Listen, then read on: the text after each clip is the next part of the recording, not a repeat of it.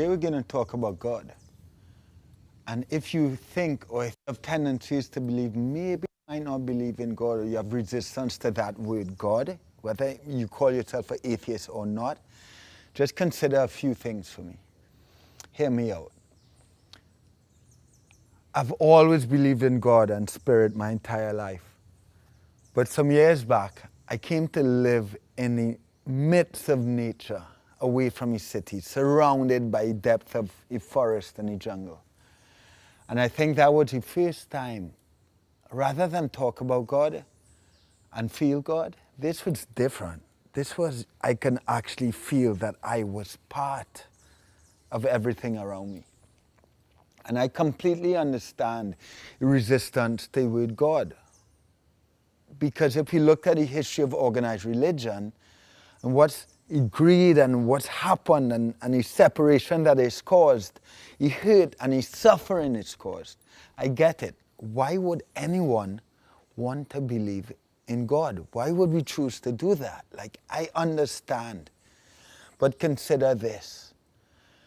If you immerse yourself in nature and if you really look around with an open mind, there's no doubt, I would like to believe there's no doubt that you could acknowledge that there's some greater consciousness. There's some intelligence that guides and connects living beings. Whatever you want to call it, whether you want to give it a shape, a name, a figure, it really doesn't matter. But there's something unseen beyond our physical body that connects us, that moves us, that aligns us. And if you can in any way connect with any form of that intelligence, you're not an atheist. And you do believe in God. So here's what I would encourage you to do, because we need it. Because one of the most powerful things, one of the most miraculous things to me that I can feel every day is this divine intelligence. And it's unimportant what you want to call it. So we have a choice, and you have a choice. We can allow a history of organized religion and previous concepts of God to rob us of our opportunity to connect with this magic and this miracle. And if we choose to believe we don't believe in God, then we're allowing that history to rob us of that, which is really sad. Or we could redefine God.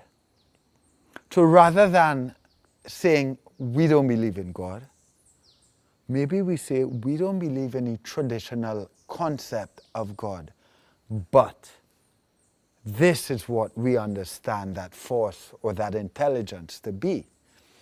And in doing that now, say we were having a conversation and I didn't believe in God. And up came someone who really practices organized religion, which is beautiful, by the way, and there's nothing wrong with it once we really understand it. Came up and wanted to talk about God. I have a choice now. I can say, I don't believe in God, I'm an atheist. That conversation is now dead. There's nothing more to be said. There's no way I could influence that concept of God or that understanding of God that might be limited.